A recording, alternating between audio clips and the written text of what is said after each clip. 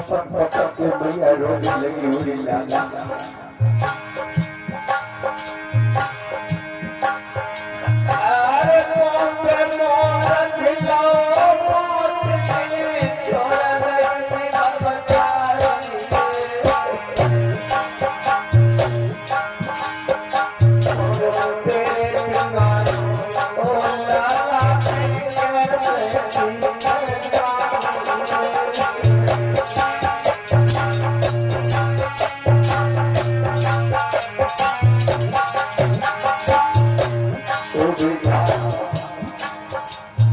घर पर जाएंगे, मेरी सास मेरा पति पूछेगा मेरा बेटा कहाँ है, तो मैं उसे क्या जवाब दूंगी? मैं उन्हें क्या जवाब दूंगी? मेरा लाला कहाँ है? अरे तेरे काबिल हो लाला, मैंने दर्द तो कर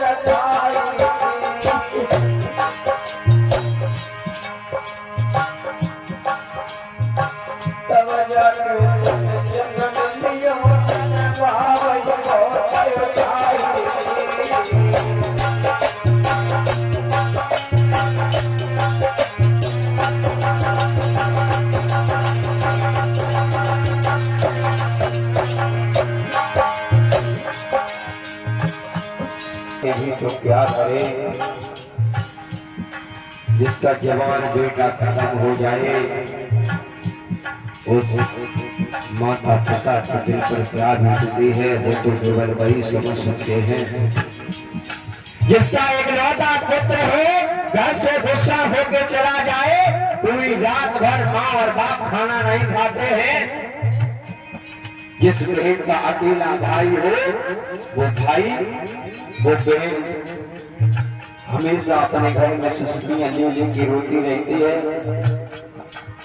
जब भी कोई बात आती है, मैके की बात आती है, तो बहन अपने ससुराल में भी लड़ जाती है, अपने भाई के खिलाफ कभी भी शब्द नहीं सुनना चाहती है।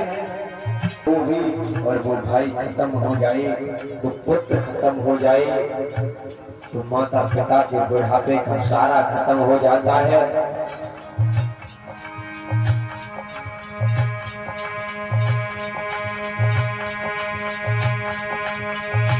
मैया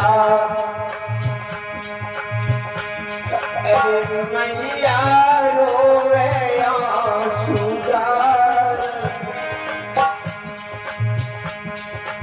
गोद में लाश रखे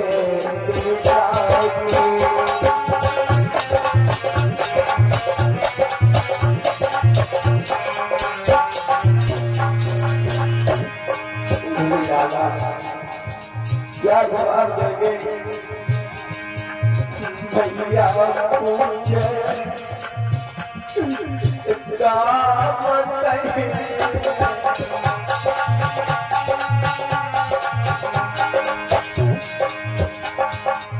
कैसे पति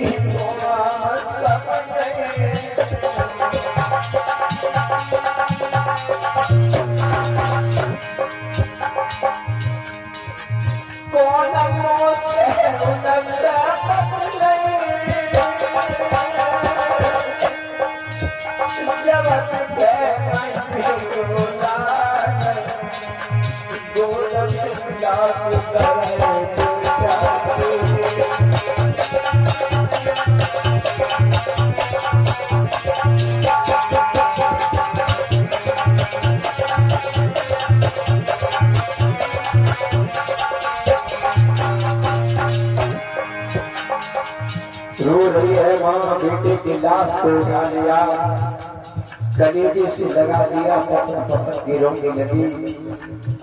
अब हम इस पुत्र को कहाँ ले जाएं? कोई ऐसा हो जो हमारे पुत्र को जीवित कर दे, कोई ऐसा हो जो हमारी जान ले ले लेकिन हमारे पुत्र को जीवित कर दे। ए भाइयों, तुम क्या करोगे अपने माता पिता के लिए? माँ अपनी मौत से खेलने के बाद में पुत्र को जन्म देती है, माँ प्रसव पीड़ा को सहती है, माँ बच्चे को कोख में अपने खून से सींचती है और वही पुत्र बड़े होकर जब माँ बाप से कहते हैं कि तुमने हमारे लिए किया है, तो उस दिन माँ बाप को वैसा लगता है कि इसी जमीन में समा जाएं।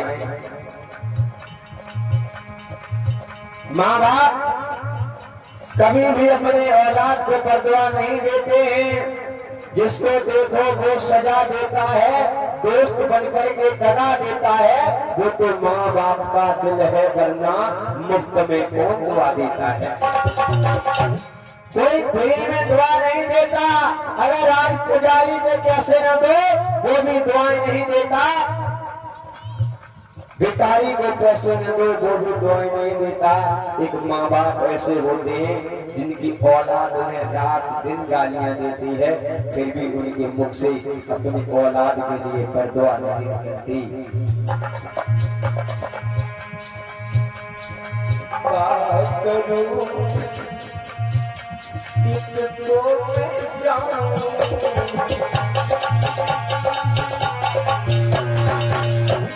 और माँ बाप के ऊपर क्या बीतती है आपको घटना बता रहे हैं। हमारी कथा चल रही थी जिला कासगंज में, सागर के पास में नंगला बन में एक पुत्र क्रिकेट खेलने के लिए गया था, नाम था उसका अक्षय। सुबह हम लोगों ने उसी के घर पे खाना खाया था। बच्चा सुबह निकल गया वो क्रिकेट खेलने के लिए, तब हम कथा सीख रहे थे, हमारी गुरुजी की कथा चल रही थी। मैं सुबह जब वंदना कराने के लिए गया तब वो बच्चा घर पे था, क्रिकेट का दीवाना था, क्रिकेट बहुत अच्छा खेलता था। उसके साथी उससे जलते थे। जब वो लड़का सावर स्टेशन से क्रिकेट खेलने के ट्रेन पे बैठा, क्रिकेट खेलने के लिए जा रहा था, न जाने कैसे क्या हुआ, किसी ने उसके ढक्का मार दिया या ट्रेन में किसी से झगड़ा हो गया। जब लोगों ने देखा तो उसकी फोटो सुबह से वायरल थी फेसबुक पे, व्हाट्सएप पर।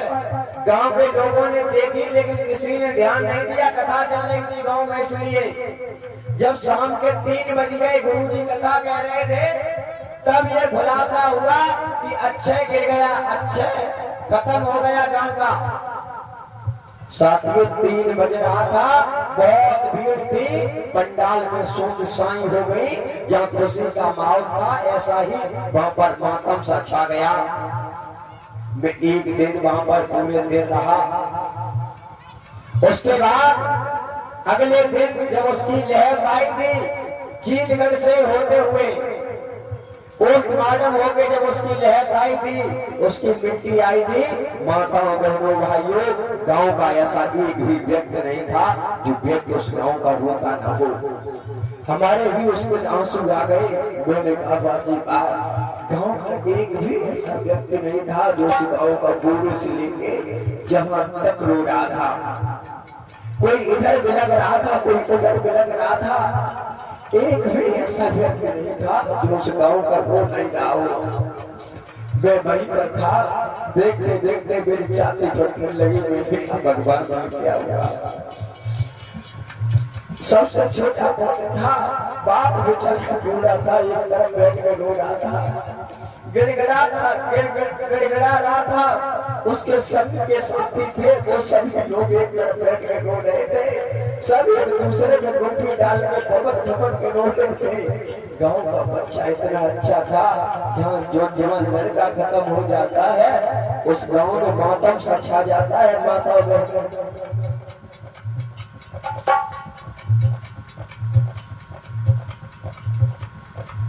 तुम्हें क्या मालूम है, मैं वहीं पर रहा था, प्रत्येक व्यक्ति रो रहा था, जिधर देखो आंसुओं की धारण बह रही थी। न जाने कितनी दूर दूर से लोग उसे देखने के लिए आए थे। कथा वही की वही बंद हो गई थी। भंडारा होने के लिए जा रहा था, भंडारे का सामान बाजार होके आया था, सब्जी वगैरह ऐसी रखी रही। जिसका जवान लड़का खत्म हो जाता है, उस माँ बाप के दिल पर क्या बीतती है वो तो वही जानते हैं। कहा करूं कितनों में कैसे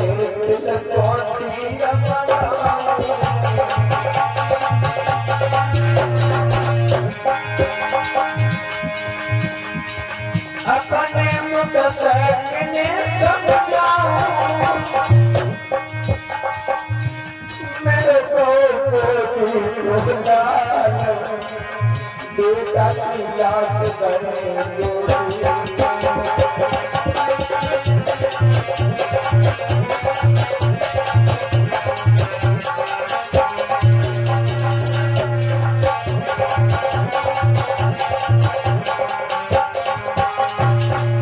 माताओं बहनों,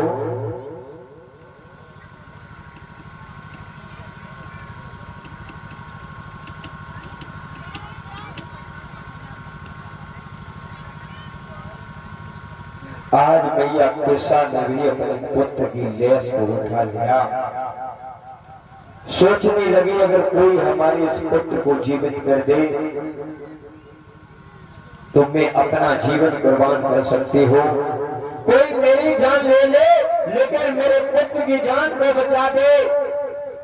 आज भी ऐसा होता है भाइयों, जब किसी का पुत्र अस्पताल में होता है, बीमार होता है, तब माँ बाप हमेशा यही कहते हैं, माँ बाप यही कहते हैं कि डॉक्टर साहब रुपए चाहे कितना भी लग जाए, आप रुपए की टेंशन मत लेना, लेकिन मेरी लाला को बचा दो, मेरा पुत्र मरना नहीं चाहिए।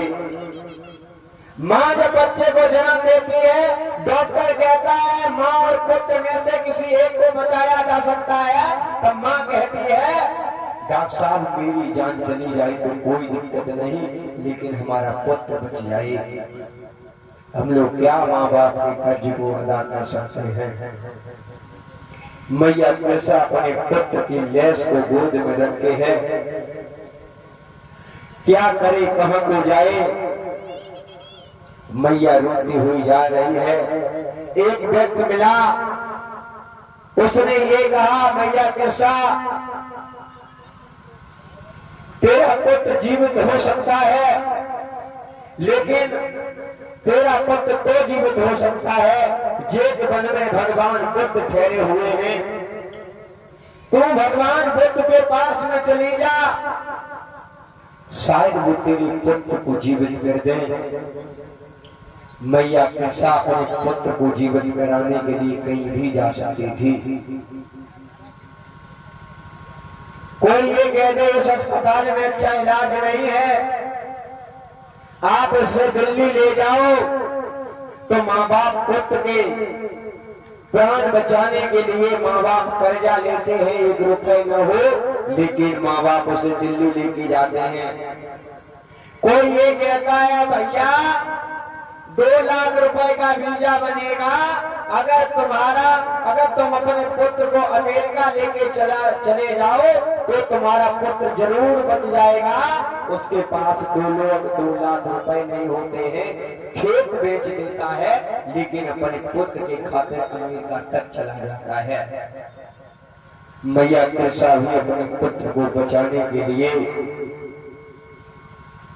उन्होंने कहा कि तू जेतवन में चले जा, तो जेतवन में भगवान बुद्ध ठहरे हुए हैं, शायद भगवान बुद्ध तेरे पुत्र को जीवित कर दे।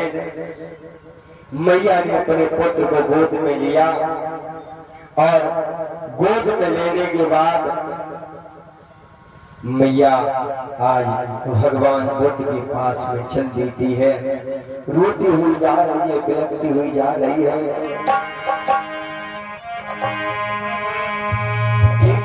आज विपत्ति की मारी हूँ और गम की बहुत सताई हूँ,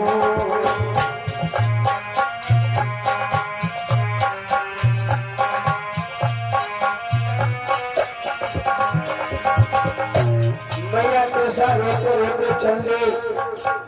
भगवान बुद्ध जेतवन में ठहरे हुए हुए वही भगवान बुद्ध के पास में पहुंच गई। भगवान बुद्ध से विनती करने लगी, हे भगवान मैं बहुत विपत्ति मारी हूँ, भगवान मैं बहुत सताई हुई हूँ, आप मेरी पुत्र को जीवित कर दीजिए। भगवान बुद्ध के चरणों में गिर पड़ी, भगवान बुद्ध के सामने गिड़गिड़ाने लगी, अपनी झोली फैलाने लगी, कहने लगी भगवान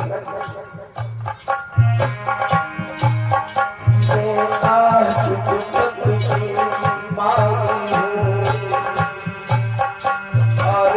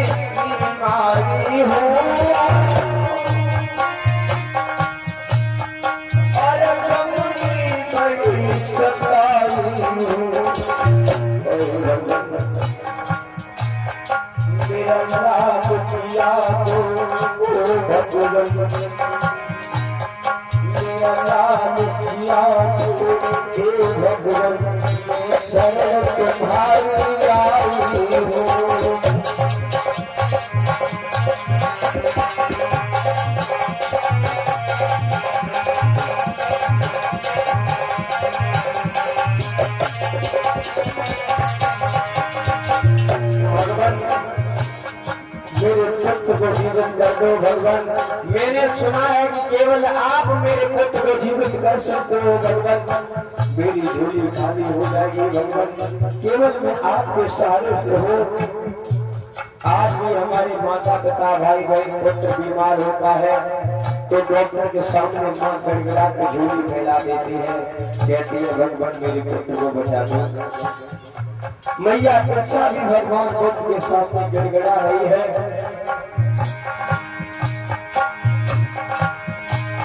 कर लाल मेरा जीवित न हुआ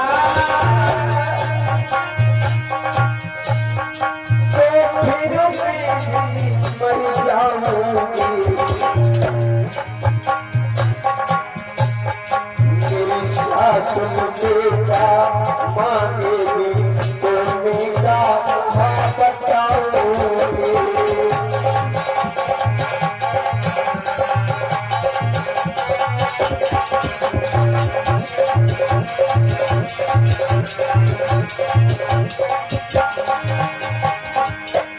मेरी सासू जब मुझसे कहेगी कि लाला कौन है तब मैं क्या जवाब दूंगी। मेरी सासू लाला मांगेगी तो मैं कैसे जाऊंगी।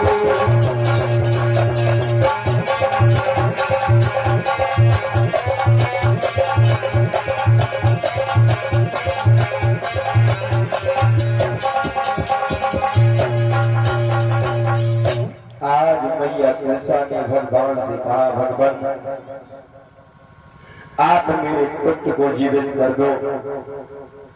भगवान बुद्ध ने जब ये दशा देखी मैया कैसा की भगवान समझ गए कि ये बहुत गंदी मारी हुई है, ये पुत्र के वियोग में इतनी पागल हो चुकी है, इसे ये पता नहीं है कि इस संसार में जो एक बार खत्म हो जाता है वो कभी लौट के नहीं आता है। ये बात बिल्कुल सत्य है। जब घर में किसी की मृत्यु हो जाती है तो हम लोग वियोग में इतनी पागल हो जाते हैं, जो हम लोग बार बार कहते हैं बोल सुना दे बोल सुना दे, जबकि हम लोगों को पता होता है कि ये कभी बोल नहीं सकते, अब खत्म हो गए, लेकिन फिर भी हम लोग कहते हैं क्योंकि हम लोग उसके वियोग में पागल हो चुके होते हैं। उससे हम लोगों का इतना परस्पर संबंध होता है, इसलिए हम लोग उससे बार बार कहते हैं कि बोल सुना दो। मैया गिरसा को भगवान ने कहा कि हे गिरसा, हम तेरे पुत्र को जीवित कर देंगे, लेकिन तुझे काम करना पड़ेगा। बोले क्या काम करना पड़ेगा? उन्होंने कहा तुझे एक काम करना पड़ेगा, तो गांव में चले जा और एक मुट्ठी सरसों ले आ, लेकिन ध्यान रहे सरसों ऐसे घर से लेके आना